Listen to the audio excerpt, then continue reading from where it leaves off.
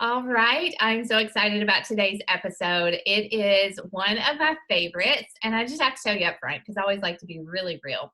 I already recorded this episode once, but my audio was messed up, and so we're re-recording it. But it feels even better the second time because I know my guest Joelle, and we had such a good time last week talking about this topic, and I know it's going to bless you. So sit back, enjoy the conversation, and definitely be ready to follow Joelle and listen to her podcast because she has an amazing one. Oh, thank you so much for having me on here today, Rachel. You're I'm so welcome. excited. Yeah, I know. I'm really excited to do this again. God is so funny. I'm sure I have a lesson here to learn from a little mishap, but it is very like I was so excited to just be on Zoom with you again today and talking about this topic because Joelle, I know you know it. I know you know it, but I didn't know it for so long. And so if you're just tuning in, we are going to be talking about our cycles, women's cycles, and how that affects our productivity, whether that is productivity in momming or in your relationship with your husband or in what you do to earn an income or maybe even just like service work, right? We go through these phases in our cycle, and Joelle is basically going to break it down like an expert on what happens in each phase and how that affects your mindset, your mentality, your creativity, your productivity, even the feelings that you have towards people that you love. Because I did share my PMDD story, and it's just like night and day.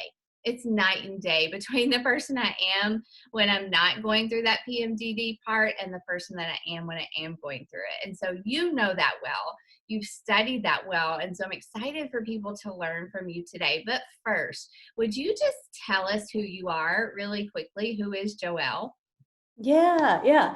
I grew up in a small town in Minnesota, still kind of like born and raised and still living in the same area that I grew up in. I am a wife, a mom of two boys. My boys are 5 and 3. And really, I've been a health and fitness coach for almost 11 years. And prior to kids, like, my productivity, my schedule, my body was all very much like the same, and I knew it. But after having kids, I noticed that I was different in all areas. Like, yes, physically, but there was a huge like mental, emotional, productivity, clarity, focus, where I was like, it is just so different. So I started noticing these fluctuations and imbalances. So very much like you, struggling with PMDD, where there were times and weeks at a time where I was feeling so good energetically, and I was getting like motivation and creativity. And then another week where I was questioning it all, questioning my relationships, questioning like even the blessings that were brought to me, my career path. Like, why were these sways in how I was feeling and what I was doing and who I really was so drastic, like a huge tidal wave instead of just like nice waves rolling through. And as I was really struggling more along the lines of my health and fitness journey and learning about cycle syncing, how to work with my body instead of against it, what I really found was it impacts all areas of my life. So I found cycle syncing, which really just educated me on how our feminine hormones impact all areas of our lives, bringing awareness to how we operate to live a well-rounded life, because we have strengths during the phases where we're outgoing and energetic and vibrant, but we also have strengths during kind of the lull or in a funk or not feeling so great and outward and lively and like, woo, look at me. We have strengths in that area of our cycle as well. And instead of trying to fight it or to be like, no, I should always be like ready to create content, always wanting to be on social media, always seeing the glass half full, always crushing that to-do list. Like, no, it's a well-rounded way of being when you have times, yeah, where you're out there and you're getting ideas and you're implementing them.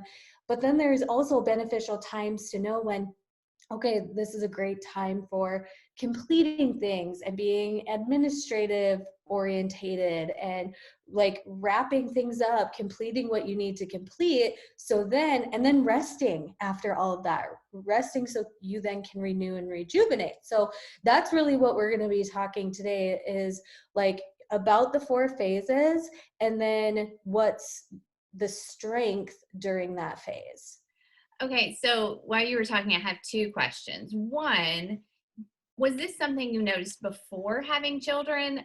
Like, because I know that my cycle is pretty much the same. It's probably not the same because my body changes, but I still experience the same feelings and fraudy feelings as I did before. It's much better based on the lifestyle I live now. But, do you think it was just intensified after you had children? Your to-do list was longer, your responsibilities were greater, or do you think that our bodies actually, based on your research, do they actually change? Right. I think this is just personally speaking. I didn't pay attention to its relevance because it wasn't relevant to me at the time. But also prior to having kids, like in college and before my husband and I got engaged, I was on synthetic birth control to subside a lot of these mood, emotions, and symptoms. So it wasn't necessarily impacting my everyday.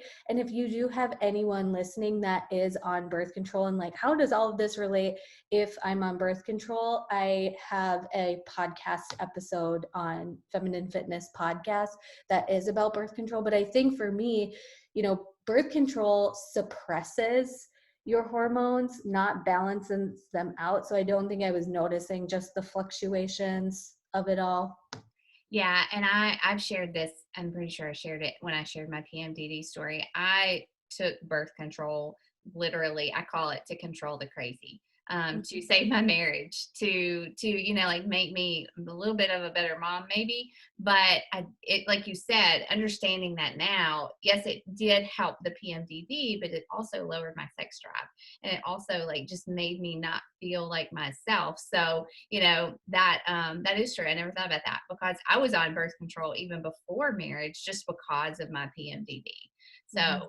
that makes a lot of sense. And then the second question was, did you just start this journey of discovery like on your own? I mean, you realized this was happening in your body. You were noticing that you weren't who you wanted to be through every phase of the month. Did you just start doing research? I think that's fascinating. Yeah. I found the book Do Less by Kate Northrup. And it does have like a little bit of woo, it's like some spiritual stuff that I know biblically, not like throw that out, right? But that was the first time I'd ever heard somebody talked about how the biology of our hormones impacts our brain, which impacts everything else. Like when we have heightened estrogen or when our estrogen is lower, it impacts different parts of our brain. And so, yeah, there are times when, you could want to crush a to-do list or feel like, oh, today I have to get so many content posts created, or today we have a play date set with so and so, or there's this church activity going on. And yeah, during where you're at, depending on where you're at in your cycle, you may be like, I am pumped to do this thing. And then other phases where you're like, no, don't make me go. What excuse can we have to like stay home? Like, how can we just get out of this to stay home? And really, when I heard her explaining that, and it was really a book that was targeted towards new moms and motherhood and postpartum and how hormones really do impact and reflect in all areas of our lives. And then it rolled into stuff by Elisa Vitti. She has a book called In the Flow. And once, you kind of step in one direction, things ultimately start finding you along the way.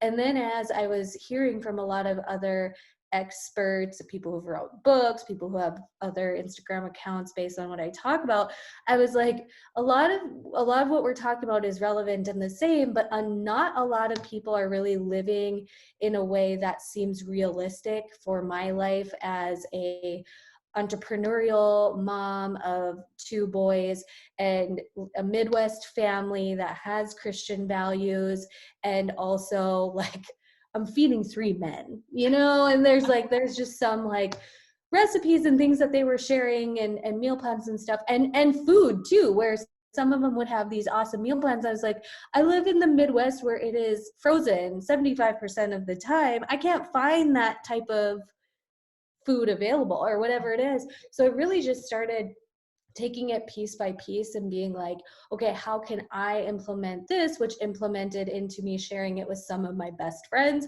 and then some of my clients, because I was noticing with ladies, they'd come to me and like, I'm ready to get my stuff together and get into a workout plan and clean up my nutrition. And then by like week 3 of that, they were like, I don't know where my motivation went. The salad sounds disgusting. And so it was really a lot of like trial and error, because it's been like a solid almost 2 years now, where it was the point where I started implementing it with myself and my friends, and then becoming Feminine Fitness podcast, and then the Feminine Fitness Foundation's course. Yeah, and we will, everything, her podcast, some of the books that she references will definitely be in the show notes today. So look for that.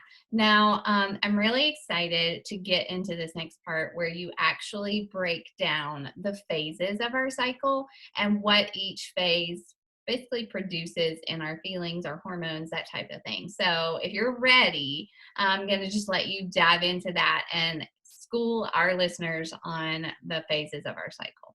Awesome. Yeah, let's jump in. So I like to start off with follicular phase, which is the phase after our period is done. So when your period has completed, you have then rolled into follicular phase. And this phase is about 7 to 10-ish days, but the phases all roll together. So I'm going to reference like a bell curve. So if you can imagine a bell curve where it is rising, hits a peak, and then lowering, follicular phase is that beginning portion of the bell curve where things are starting to rise. And in follicular phase, it's our hormone estrogen and testosterone are both elevating during follicular phase.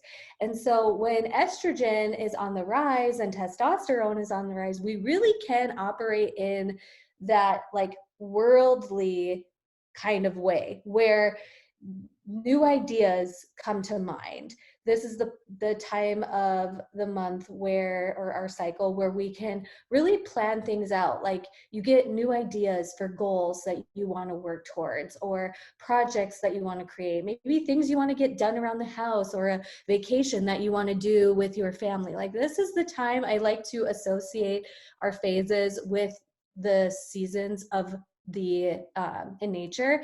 And follicular is much like spring, where things are growing and there's newness, and even if things are happening below the surface, there's a lot going on. And just like in your brain and in your energy, this is a time where you'll find that rising energy can be put to use with crushing your to-do list, taking notes on new ideas, and when you get a new idea, mapping it out. You could really go into some great, like even meal planning time frame. Like this is just going to be the time where your brain goes, oh, that would be a great idea for a quick dinner. That would be a great idea for a quick dinner.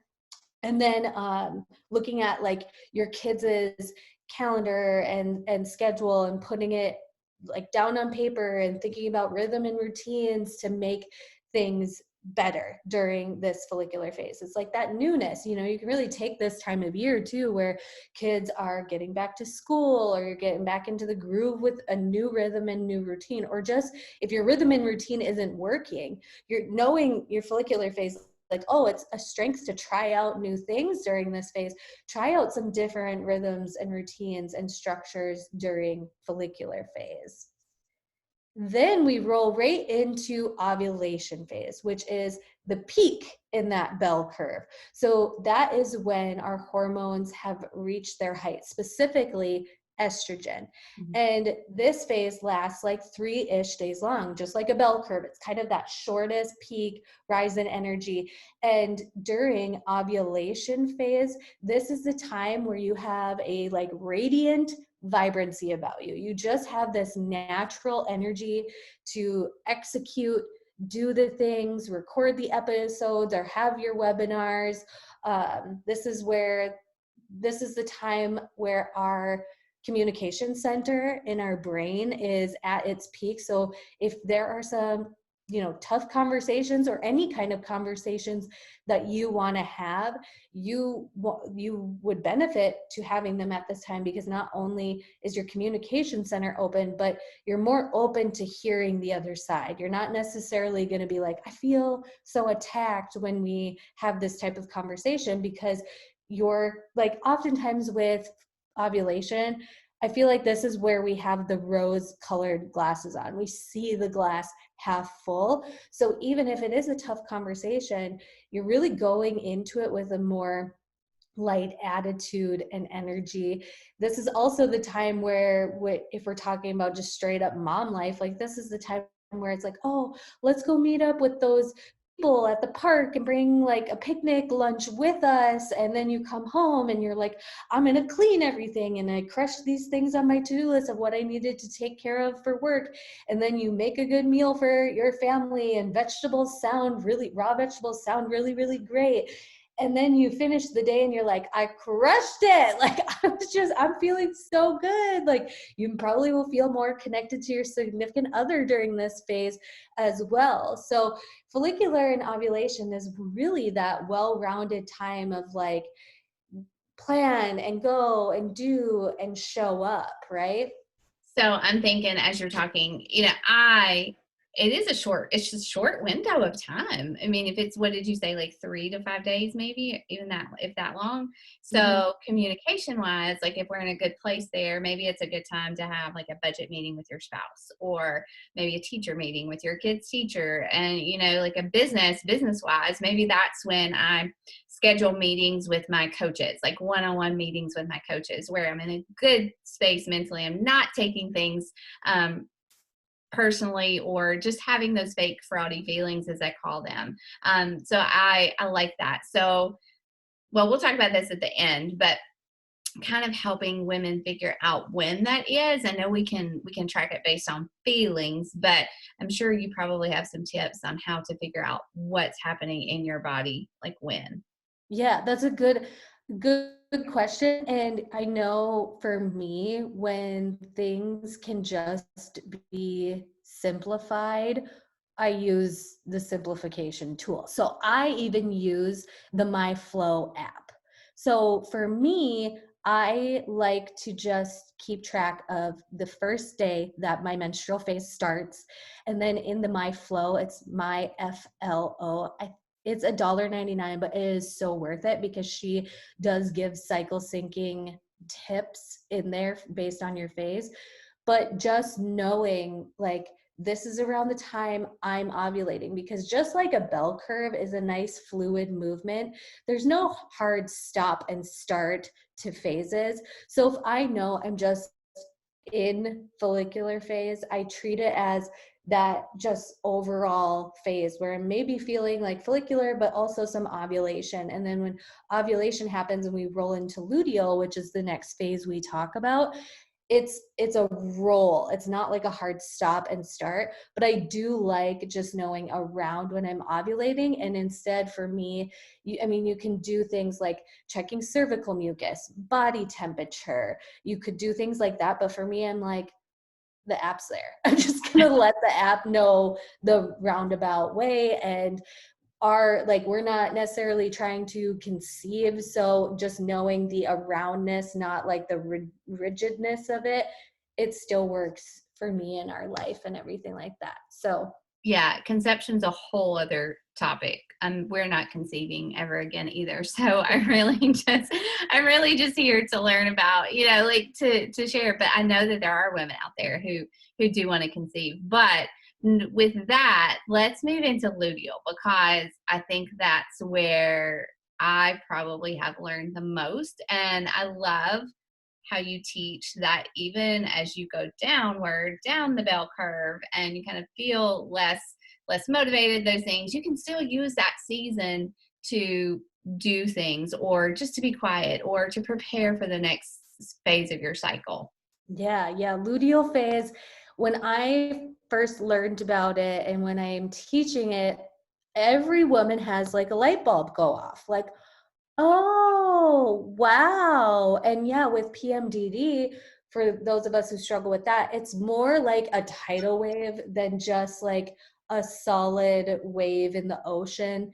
Like with us and luteal phase, when hormones are imbalanced, then we do experience like drastic shifts, but not every woman experiences drastic shifts, but just slight. And when you do work with your cycle and support your body and your hormones, you can do things that subsides like the tidal wave roller coaster of emotions. But yeah, luteal phase is the phase after ovulation and before your period starts. So it's that wait time of like, I've ovulated, I haven't started my period yet. That's luteal phase. And it can range between 10 to 14 days. So it typically is the longer of our phases. And we are on that tail end of the bell curve. With also, like, sometimes your hormones can do a little shift in there. So during the beginning of your luteal phase, you may still feel very much like ovulation. You may still feel like I've got good energy for my workout, my to-do list. Like I want to be on social media. I want to go to that thing.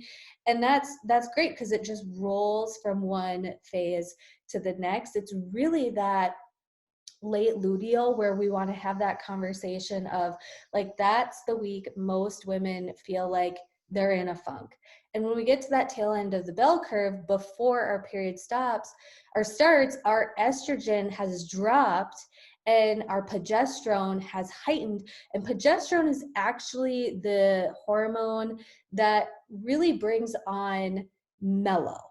And us and our society, I think that feeling of being kind of mellow has been translated to like being in a funk or being blah, right? But really, if you bring this awareness and you bring this knowledge of like, oh, I'm feeling this way because there's something going on biologically. Like you, a few days before your period, entirely different from a hormonal standpoint than you were 2.5 weeks ago. And so with that, you are looking at things more inward, like more insightful. That this time maybe where you're like, I do not feel like going to the gym.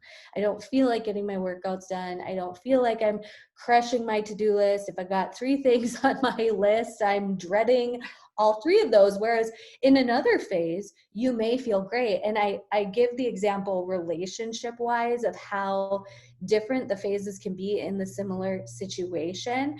And one of my favorite examples is in my marriage. So we live in the Midwest and we have a lot of snow hit us quite a bit. And we live in a spot where my husband loves his tractor. He's got a snow plow on it. And during ovulation phase, and we've had a big blizzard, he goes out and he moves snow. He not just moves snow for our driveway, he likes doing the whole neighborhood. And during ovulation, I'm like, I married the best man with the most giving heart. Like, how great is he? A few of our neighbors know, like, if they've got to get up to the road to get to work, if they get stuck, he'll come with his truck and he'll be the first one to go help somebody, right? And the snow plowing in our area is not just like a little bit, it's hours. It's hours if he goes and does a bunch of our neighbors. And during ovulation, I'm like, I love my man. He's the greatest. During late luteal, I'm like, why are you in that tractor for so long? I'm here with the kids in a snow, like it's a snowstorm. They can't go outside. We have to watch movies and like, I'm by myself while you're sitting in that quiet tractor. Like, I get irritated with it. And that's when I was like, same situation, but literally my brain thought of it in a different way. And now I make it comical sometimes. That does help me, is to kind of bring that humor into it, because I understand It's the way my brain is wired to look at things right now. But I don't have to like freak out and sob and be like, you were in there for 3 hours. You not even want to spend time with us. Like instead of doing that, and then also balancing out hormones so the tidal waves aren't as drastic, just bringing this awareness and knowing can be so impactful for relationship and creativity and productivity and work. Because yeah, ovulation, follicular, you make a to-do list, you make your schedule for the day, and you're like, yep, I crushed it, did it, and still have energy by the end of the day. And then in late luteal, you're like, how come I cannot focus on this? How come I don't feel like it? I've got another great example, just work-wise. I love podcasting. Like I love podcasting so much where I don't care if 5 people listen to my show or if 5,000 people. I would still love showing up behind the microphone, teaching what I teach. And during follicular ovulation, I often do get times where I get ideas for episodes and I try to record them during ovulation because I can record and go. I'm not judging what I'm saying. I'm letting it flow. It's like coming out and I'm not being so self-critical on myself. And it just seems like, oh my gosh, I'm a great podcaster. But during luteal, which was literally yesterday, I'm in luteal now, but yesterday I was like, I've got to get a podcast episode recorded. I don't know what to talk about. I don't know what to say. What can I repeat? Like I'm stumbling over my words as I'm recording it. But I did different activities that got me in the zone for podcasting. Things like, let's talk about strengths during this, and I'm going to circle back to the story. So I did more behind the scenes stuff. So this is a great time for admin tasks, like administrative tasks in your home, in your business, sort, file, organize that project that you had the idea for, that you started to execute in ovulation. Like this is the time to like wrap that up. This is the time to complete that, to post that, to be behind the scenes. This is also the time to just be aware. You don't have to cram your to-do list. You can let go of some of the expectations you have on yourself. Like we have a rhythm and routine at the end of the night to start the dishwasher and tidy up like the random things that are scattered throughout the main area of our home. I haven't been doing that the last 2 nights, and guess what? It's been okay. Like having more time for rest during this phase, not cramming my to-do list, asking for help in others. So, and letting them do it the way that they want to do it. You know, if I'm overwhelmed by laundry, like it's fine if I'm not the one doing the laundry situation in that moment. And then kind of circling back to my podcast episode situation, I went into the back end of my podcast and I saw the analytics. I saw a couple people's reviews. I saw the number of downloads we had hit. I went in and saw the top 10 most downloaded episodes. And I was like, well, if people are liking this episode, I have more to say on that topic. And it generated the idea and the energy to record the episode, even when I didn't feel like it, because I do get it. Like there's going to be times where we don't feel like doing something and we have to do it. But instead of feeling like what's wrong with me, you're bringing different intention, energy, and grace to yourself by understanding your biology. Does that make sense?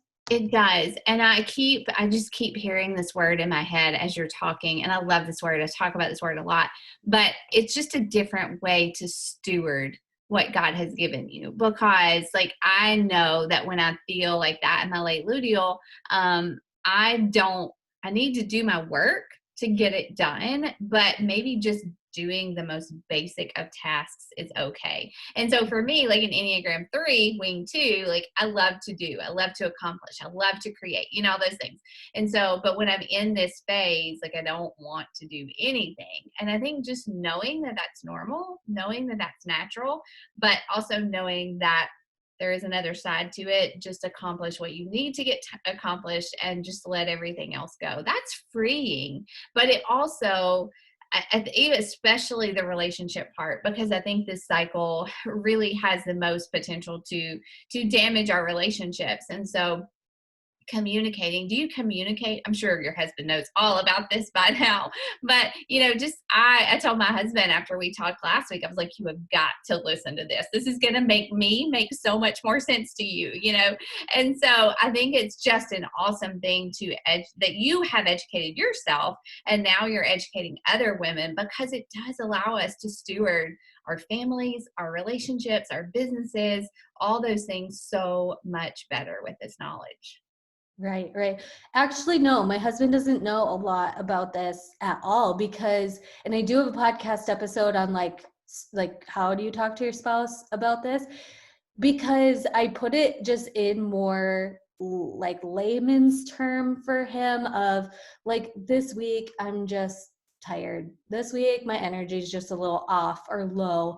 I started communicating it in different ways. Like, yeah, I do talk about like my hormones, like I'm just like, oh, my hormones are just off. Like I try even to use jargon that's not so negatively connotated. Like I feel like the words off or in a funk or just a little low makes it neutral, so I'm not ashamed of how I'm feeling, but also he then can just understand. Like, and even sometimes if he throws out the idea of let's go out and do these things, which we're not like go out type of people much anyways, but if he were to be like, let's go meet up with these people and do these things and whatever, sometimes me just saying, I don't have the energy for that. Or if we're driving somewhere, if he's like, are you okay?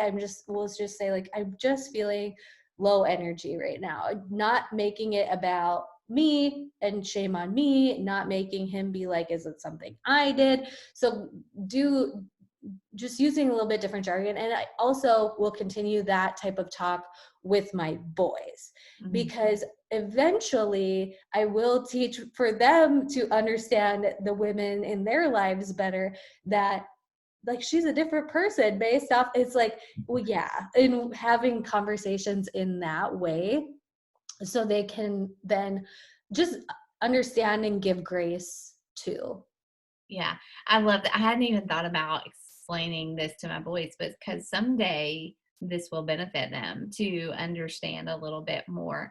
And you use the word, you try to use words that don't have those negative connotations. I feel like even if I were to tell Matt, like, I'm tired, I just don't have a lot of energy, he'd be like, okay, we'll just go rest. But if I were to say, I'm PMSing, like, he'd be like, ooh. Right. Yeah. Like, watch out. Yeah. Lock her in a room. But yeah, I like that. I think that's good advice, to just think about the words that you say when you are trying to communicate which phase you're in, instead of being like, I'm in late luteal, leave me alone. That would not go over well. But we still have to wrap up with menstrual phase, which is always funny when I talk about cycle syncing and people think I talk about your period all the time. And it's the phase I talk about the least, because with menstrual phase, that's typically the phase we're most familiar with. When we start our bleed, our hormones are at their lowest. And this is the time to rest, small to-do list, reflect, evaluating, thinking about the next month ahead, and then when you start to feel that rise of energy again, because it will come back, then just roll into things we talked about, back into follicular phase. And so it's just a nice, well-rounded cycle. And when I start sharing this, oftentimes ladies do talk about like, this is life, and I can't base everything off of my life based on my cycle, because it's just not how the world operates. And I'm like, but the world does operate in this way.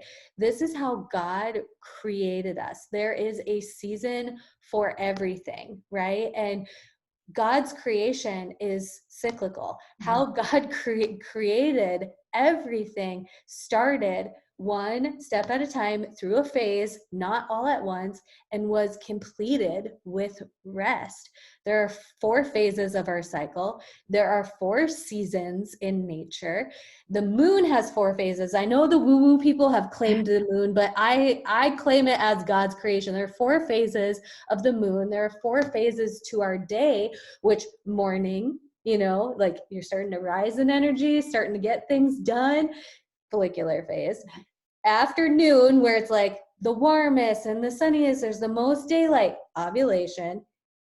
Evening, where things are starting to wind down, you're like completing things, finishing out your day. And then nighttime, rest, menstrual. Like it is so, our body and how our hormones were created are so tied to how God created everything. Like the trees have a cyclical nature, flowers have a cyclical nature about them.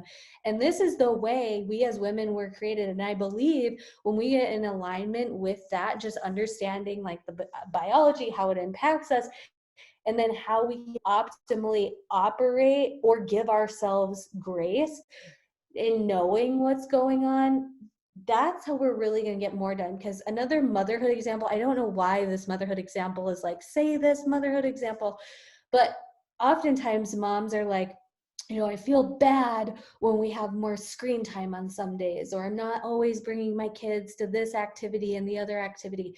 Think of this way of living as being so well-rounded, because even in motherhood, if you think about it, in follicular ovulation, maybe that's the time where you and your family are going on new adventures and being outward and having, play dates and visits to so-and-so that you haven't seen in a long time. And then in luteal phase, you're really thinking about going inward, and you've got that feeling where you just want to keep your family home with you. And then your kids have this memory of like, oh, we had a Toy Story marathon with popcorn and pizza one Saturday, and that was awesome. And really, like, mom was just feeling like low energy and tired. During luteal phase, it's also just a great time to kind of let your kids figure some of their things out on their own. You don't have to put everything on your to-do list all the time. And that starts teaching some responsibility, like follicular ovulation, you're showing them like, this is how I do the laundry, this is how much soap I use, this is blah, blah, blah. And then during luteal phase, you're like, maybe I don't want to show them this time and see how it turns out. Like, it can be such a well-rounded way of living. And I know right now it feels like you're going to be changing up things in your rhythm and routine. And how do you make sure it's the right one for the right phase? It comes down to your intuition. You're first going to feel like, I'm learning this new thing. But when you start like knowing what phase am I in, what were those strengths again, you're going to be like, well, that's exactly what I feel like doing. So isn't that ironic? So yes. And I will say, like, listening to this, I would listen to this podcast again, and I would make notes, and I would write down the phases, and I would write down everything that Joelle shared and how you feel, and maybe what are some good activities for that time of your phase. I did that already, and I've looked back at it, and we joked about how when we meet today, I was going to be in late luteal, and I really thought about that, and I've thought about it all week, because just the simple basic things you have shared here today have helped me understand my life, my business, my marriage so much better. And again, I just encourage you, like, follow Joelle, listen to her podcast, do some research on your own. I know that food plays a big part in this as well. Will you share about why you don't crave salads when you're in late luteal?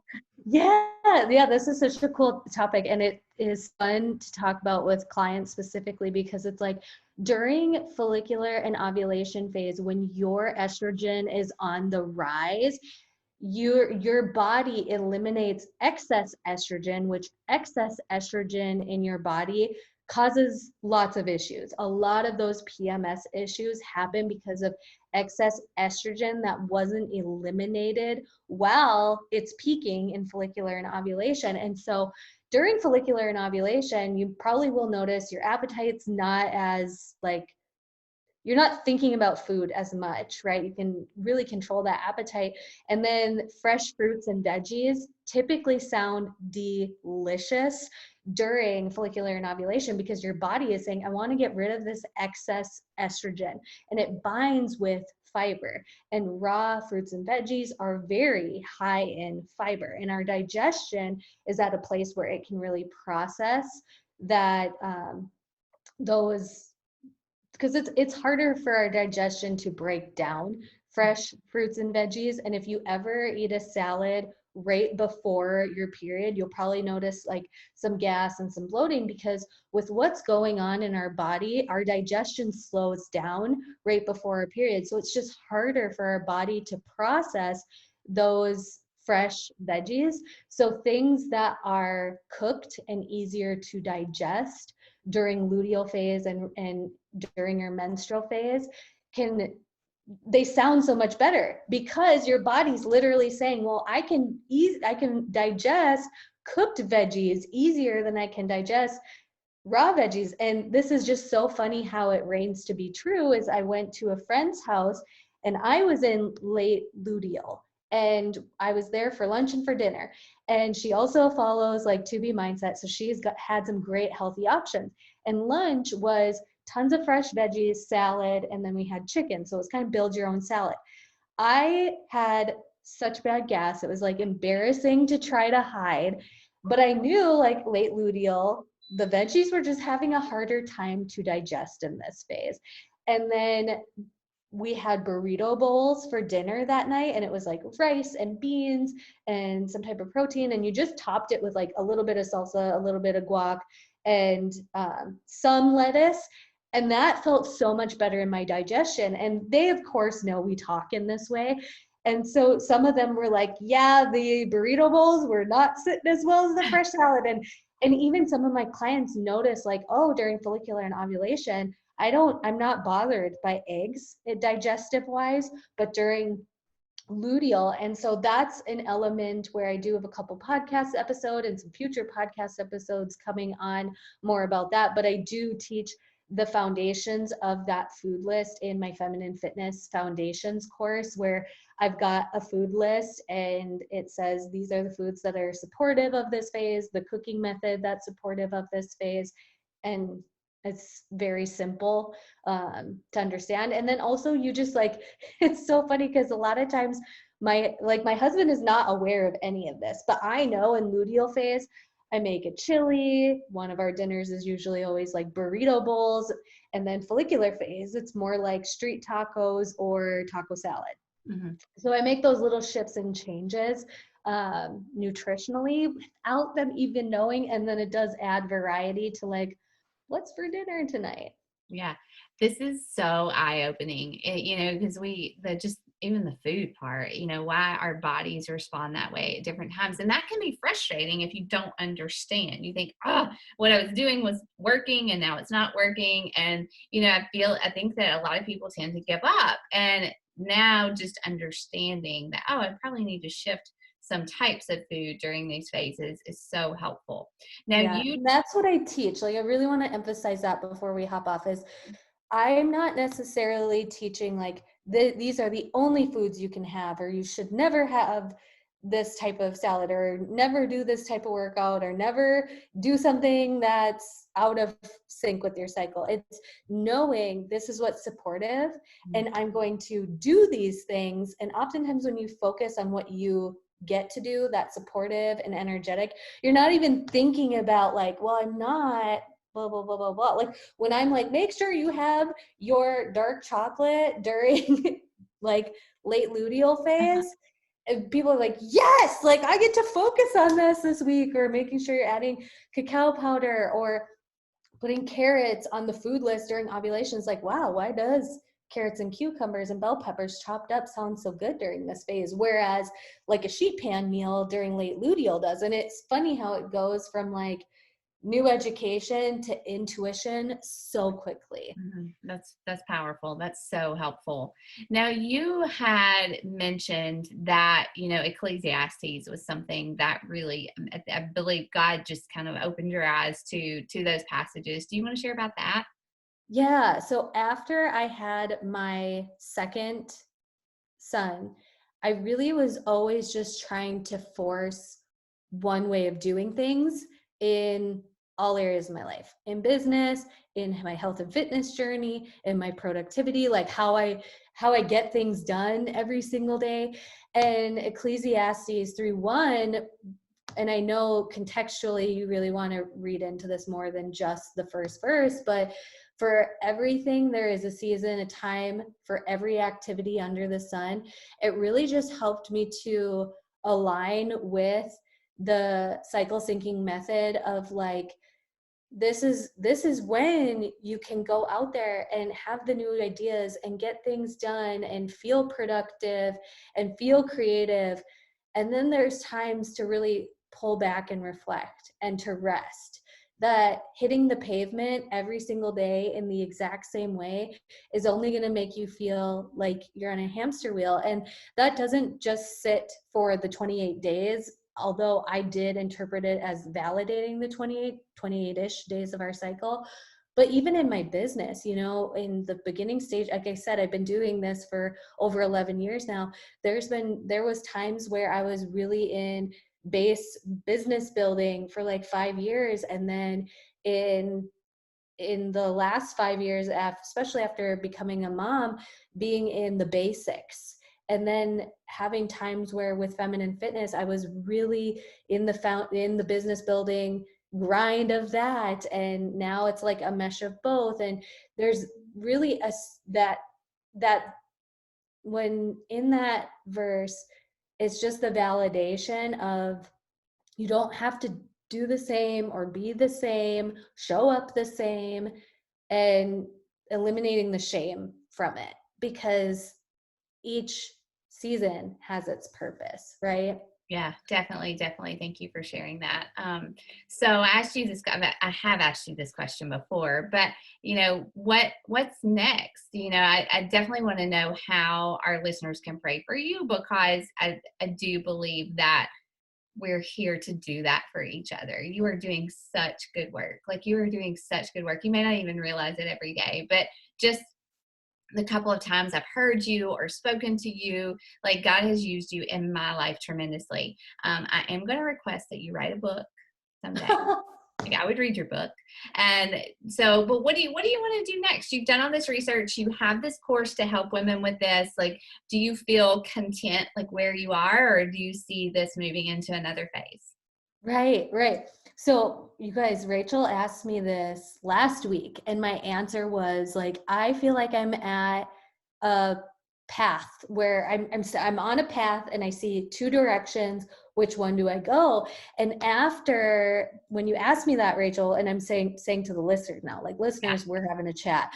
Okay. And I said to Rachel, and I was like, I don't know which path to go on. I was so humbled in appreciation for even her asking that question. And I was very raw and real and transparent on, like, I feel like I'm looking at two paths and I need to choose one.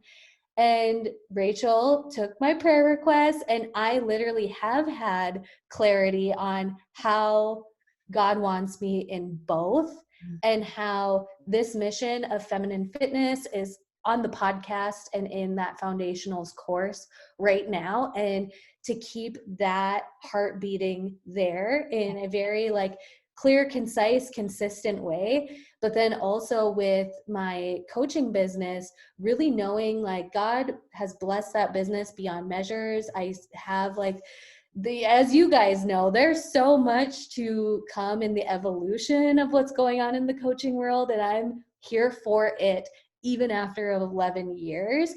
And so I really did get clarity on, God has called me to do both, and I have the time and space for it, but just always staying in alignment where it's for his mission, his purpose, helping like the women that he created get this information so they can then give themselves grace to it too. So now with like the what's next is, I'm going to be going in and making sure that the Feminine Fitness Foundations is just super polished and concise.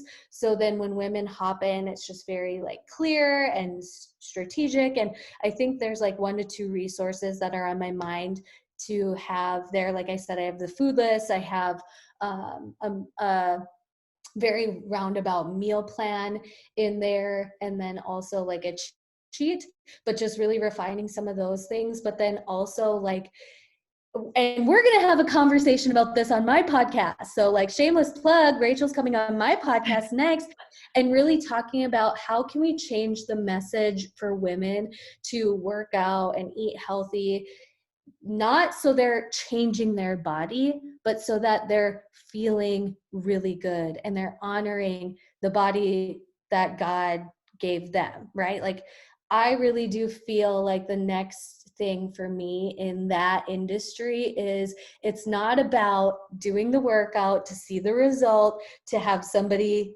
do it too. It's about what does your workouts and eating healthy give you? And how does it impact you? How has it impacted other areas of your life outside of your physical body? How has it impacted your brain? How has it impacted your emotions?